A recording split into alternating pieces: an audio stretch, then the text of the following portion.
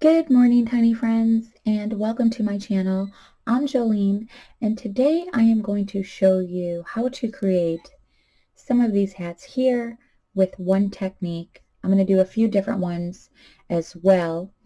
In my last video, I showed you how to create the boater's hat for this hat series.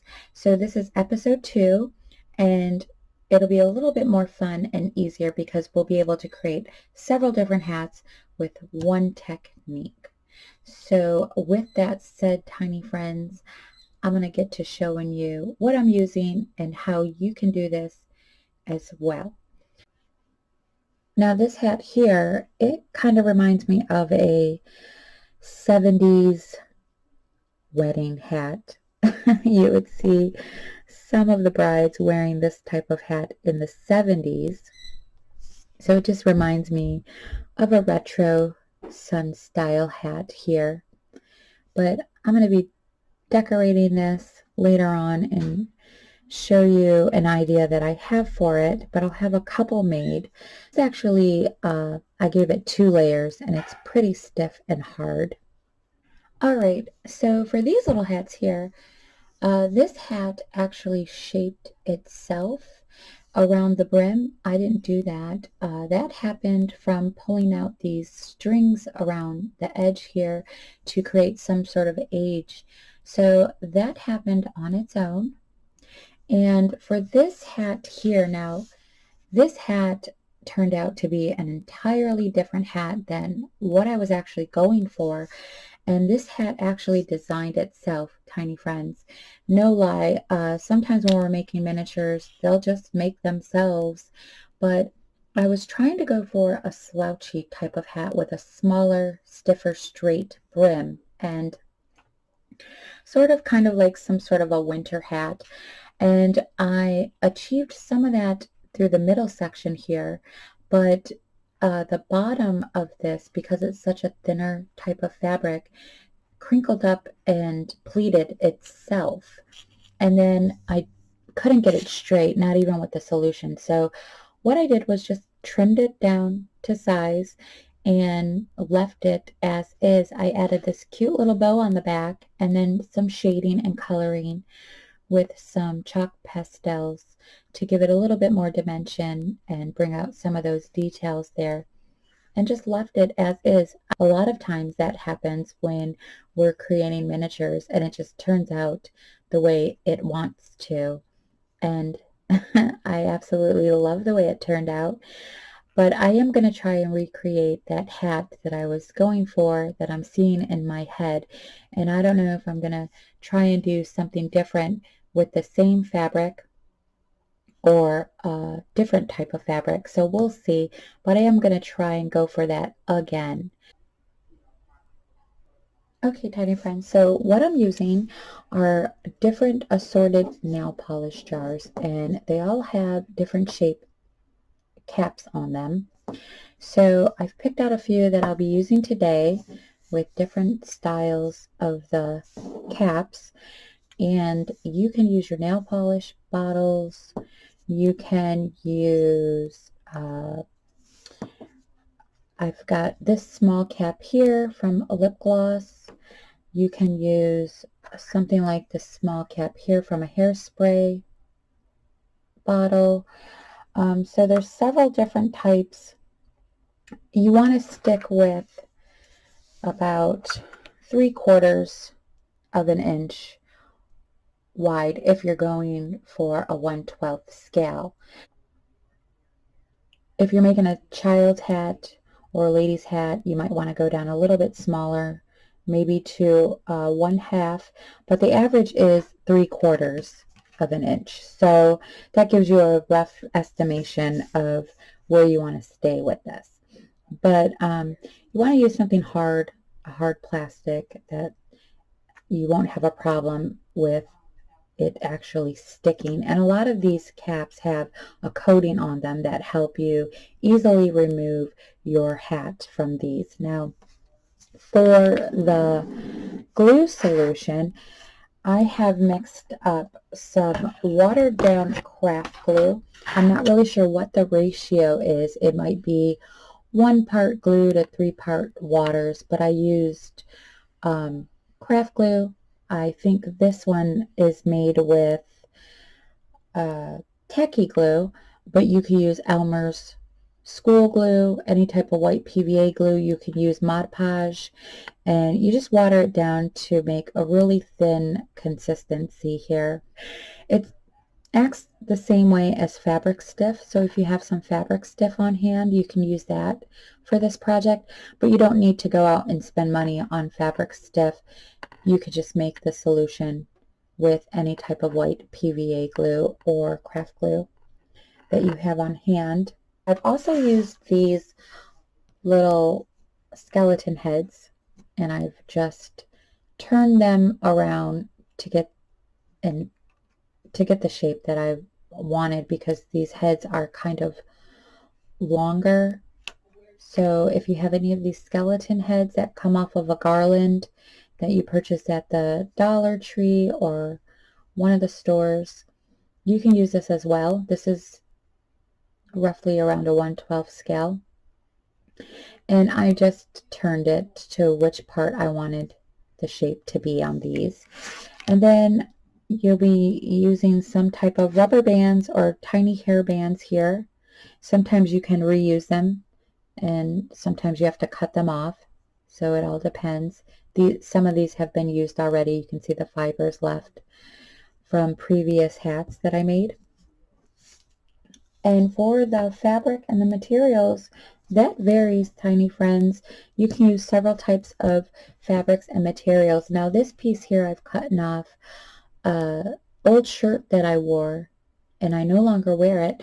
And this is an embroidery piece, and I have several of these pieces, and I actually use them in several different ways around the house. I've used them for doilies on the back of chairs or furniture pieces. I also cut out this tiny piece here that came from the same shirt. So I have several pieces of these as well, and I'll be using this on the hat that I created later on. I think. Don't quote me. I think. Then I have some cheesecloth here, and this is how I made this straw hat here. Now the cheesecloth comes in 4 layers. If yours comes in 2, just add 4 layers. You're going to need 4 layers if you're using cheesecloth. Cheesecloth can be used in several different ways for miniatures, tiny friends. So it's really nice to have on hand. So we have that. I also have fabric, and this is just regular cotton fabric that you get in the fabric department of any store or whatnot. It's a bit of a thinner, so you might want to coat this 2 times, letting it dry in between the layers. So using the felt, this is how I've created this little hat here, and you can create several different styles. You can also create the top hat with felt using some black felt, or if you want to go with brown. And this is the piece that came off an old sock, and I did not use the foot portion of that sock. I've used the upper part that actually wraps around your leg. That doesn't really get dirty, tiny friends, so I'm not using dirty pieces here. Here is that burlap wired ribbon from the Dollar Tree that I want to try and create a straw hat with. So I've got this. So you can use several types of materials, several different things to create these hats, tiny friends. So let's do that. Let's get started, tiny friends, because this is super fun. So I've already placed this one on this little jar here with a rubber band. So this one's done. I haven't coated it yet, but I have set it up in place, and I'm going to pick this one here because I want this type of shape for the top part of the straw hat.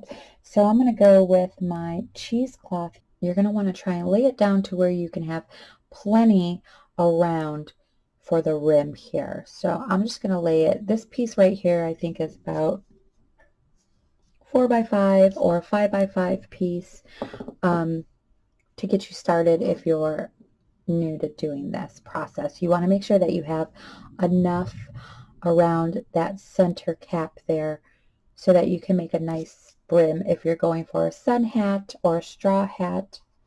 And your brim size is going to vary according to the type of hat that you're creating. Now you're just going to take a rubber band. You're going to want to go down as far. Sometimes the hats are smaller on the top and shorter. Sometimes they're bigger. Because I made a lady's straw hat the first go round with this cheesecloth, I'm going to make one for the old husband that used to live in the house.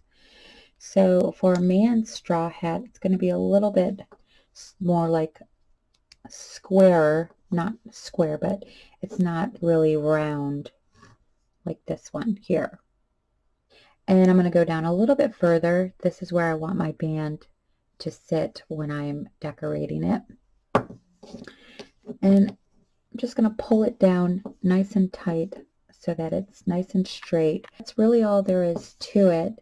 You want to turn it around and make sure there's no creases in that, but it's not really going to matter for this type of fabric here, because this type of fabric is going to stiffen up really well. And I'll show you after these pieces are dry how to get that nice stiff rim around it. So it's going to be a two process with the solution here. So you just want to go around and make sure that it's nice and even. Double check your piece here. So I'll set that aside. So that's two so far. Now this is why you need a bigger piece so that you don't struggle with your ends, and so that you can have plenty to go with whatever size brim that you're trying to go with. But I got this one. All right, I'm gonna see if this will work. I just don't want it as big. Okay, and it's not. All right, so I'm gonna try the lip gloss because it gives me more of that straight edge look. Now I'm trying to create a slouchy kind of cute winter hat. So we'll see how that works. I'm gonna leave it like that. So I pulled out this pretty pattern, and this was a scrap piece that somebody had begun to sew together little pieces to create some sort of a quilt or something, and I found it in a fabric haul. So I just cut it down, and I'm actually going to use this, and this is going to look like it was hand stitched. So I'm going to find my center piece on top where they all connect. I'm not going to fuss with this too much. It's one of those types of fabrics that just wants to do its own thing. So I'm going to let it and see what happens and set that aside there. Okay, so we have that one. I've got two more pieces. I'm going to use this right here. I'm actually not going to do this one because I already have one that I'm going to work with. I'm going to go with this thin material again. And sometimes I know if I'm making a gentleman's hat, sometimes I don't. Sometimes it just turns out that way in the end, depending on what it looks like. So, and then I'm just going to let it go, see what happens. I'm just going to leave it and see what happens. Okay, tiny friends, so I have 7 little hats here already prepared, and I'm going to get my glue solution here, and I'm just going to go down to the rubber band on this because this is a thin type of material, so this really needs 2 coats of the glue solution. So you just get it nice and coated and then set it aside to dry. And go ahead and do that. Well, all your hats that you have here, I'm only going down to the rubber band. When you're using felt, felt stiffens up really good. So felt's a really good fabric to use for these little hats, tiny friends, and it shapes very nicely. So you can do several types of shapes with this. And I'm going to go for my little straw hat here and see what this does and what happens.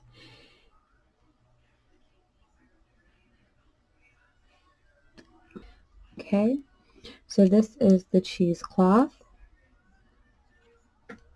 I hope you can see that. I'm sorry if I'm off camera. The cheesecloth is like the felt when it comes to stiffening. It stiffens really well, but we'll see. Go around to just make sure that your top part's nice and even. Okay, so here's that slouchy hat that I might have to work with as I'm adding this glue solution here. Let's see, we'll see. And I added a second rubber band here to get 3 layers or 3 folds. And again, we'll just see what happens when it's dried. It's kind of like a little science experiment, but it's exciting to see what it's going to do. Okay, so for this hat, the embroidery material also works very well. So if you have any pieces of clothing or anything that you no longer use with embroidery pieces, you can just snip those right out and use some of those, and they make great looking hats. And that cotton fabric that likes to crinkle and crease and pleat. So we'll see what happens with this when it's done. So let these dry overnight and come back to them. Now when I come back, they'll all be nice and dry and ready to go on to our second step. Okay, tiny friends, I'm back. Now these have dried overnight and I have snipped off the rubber band. Sometimes you have to cut them off, and I'm just going to show you what they look like here. And we're going to go on to our next step and creating that brim around these little hats here. I laid down a piece of freezer paper and I'm using the wax side. So if you have freezer paper, use the wax side. If you have wax paper. Okay, so for this hat, I'm not going to need to do anything to it. I'm just going to need to dress that. And I'm going to start with this one now. I've trimmed it down and got the excess off, and the pleats are going to remain because of the type of fabric that this is. But all I'm going to do is take my glue solution here, and I'm just going to go right around in a diameter, right around where I snipped off that rubber band. Get it nice and coated with your glue solution, and you want to give yourself about 1.5 to 2 inch diameter because you want to have enough brim to go for whichever size that you want to cut it down to. So just give it a nice coating, a couple rounds. Flatten it out as much as you can. If you're using a thin material like this, it's going to automatically pleat on you. So just do the best you can with this. There's no going around that. That's why this material actually makes like really cute sun hats. Alright, I think that's good. I'm going to let this set. So then what you're going to do is just set it aside, lay it as flat as you can, and let that dry. So I'm going to try this slouchy hat here, and I'm going to try to pull it as tight as I can, and be careful you don't distort the shape of your top part here. Once you get your brim nice and coated, you want to leave it alone. Set it aside and don't touch it because it's wet and it's going to be a little bit weak and you could misshape the top part that you've already done. Okay, so once you get them all coated, you're just going to set them aside and let them dry. Okay, tiny friends, so our pieces are dried. I'll work on the cheesecloth first. because I need to paint it. So I've just mixed up some yellow and white here to try and give it a nice straw color, and I'm just going to paint it. I didn't mix any water in with this. The paint's going to help to stiffen this up a little more. And then I'm going to set this aside to dry, tiny friends. So I am going to begin cutting down our hats, my hats here. And I am just, you can take a pen if you got a white one or whatnot, and you could just draw a circle around the outside here and figure out where or how far you want to cut it a little bit bigger, because I can always cut it down. I don't have much right there, so just a rough idea of where I'm going to cut. But I'm going to trim this off because I think I have an idea for this. I'm going to get this out of the way. I don't want to cut that in half. I actually want to kind of keep that. Okay. And I've drawn my rough circle there just to give me an idea of where I want to cut around or how big I want. And I can always keep trimming down if it's too big.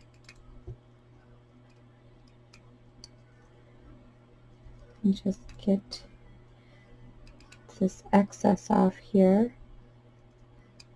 Get my little hat started.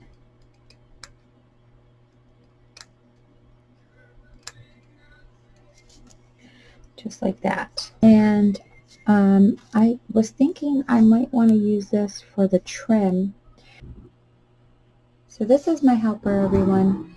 This is my paper Era. She helps me tremendously with scale and size, and it's just a little cardboard cutout.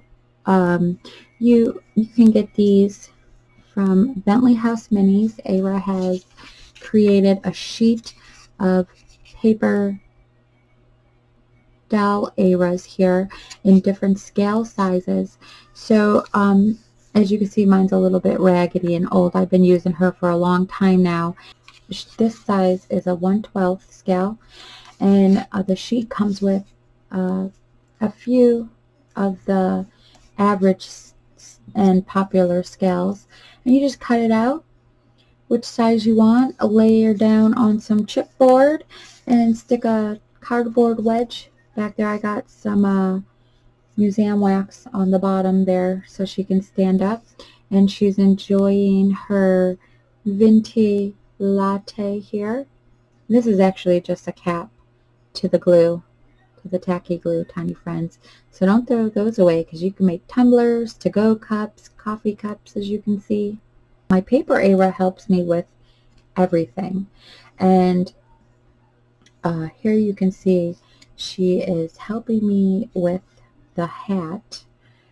And even though her head is flat, I'll just pretend that it's 3D. So she helps me with everything. When I'm making furniture, when I am doing things like this, like the hats, as long as it looks good on her, then I know I'm in size or roughly in size here.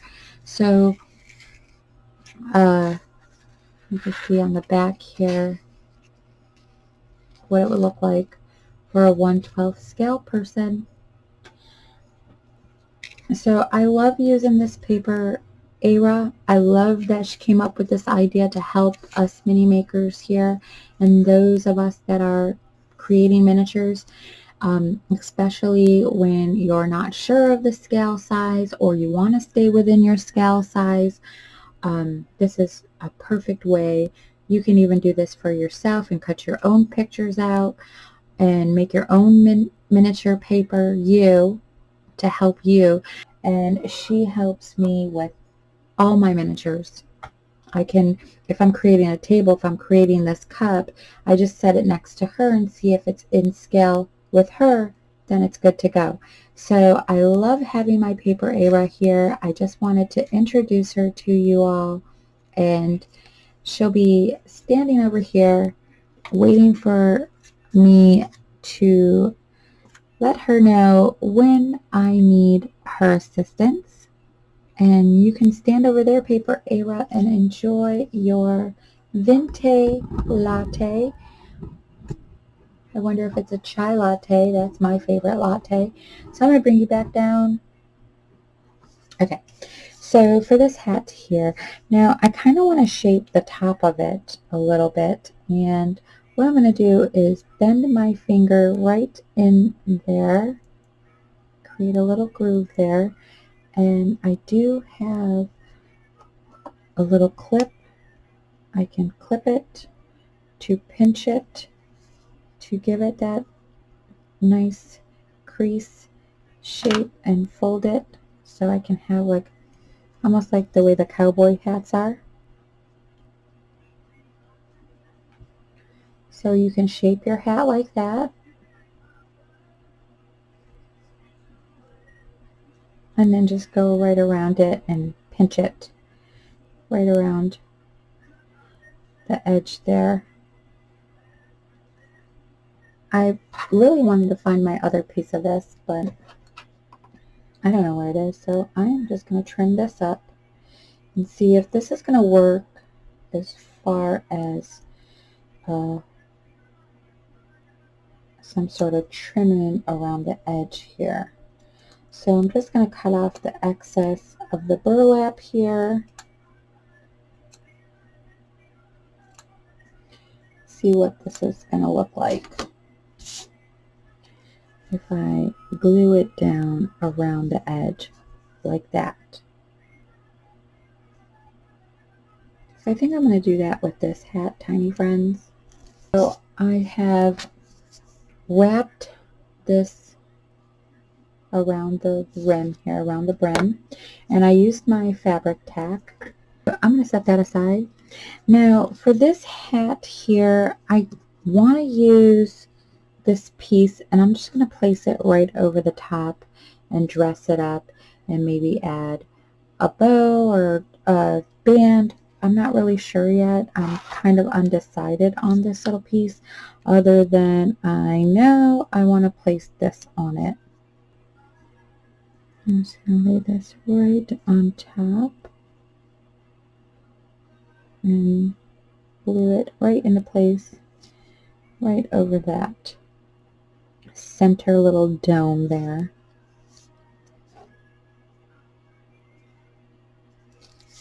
And I'm just going to let that sit to dry, and I'll come back to that. I have a few pieces of ribbon that I pulled out here.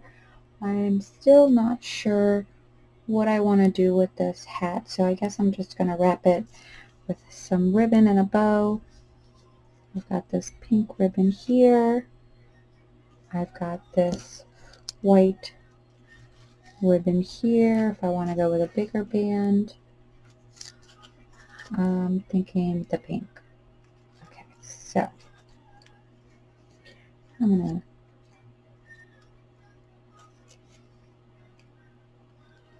gonna glue this piece down, figure out what exactly I want to do with it. Now, this is probably the most difficult part of, I thought I had a blue band, but I guess I don't, or a blue ribbon. But this is probably the most difficult part of creating these hats, is trying to decorate them, because there's so many ways that you can decorate these. I added a cute little bow, and I did the pre-K kind of bow where you take the two bows and then tie it, like you take the two loops and then tie them together, and that's how I made that one. And then I just snipped off the remainder, so that's going to sit to dry. That's super cute right there. It's a cheesecloth hat. Our paint is nice and dry. I'm going to trim this up.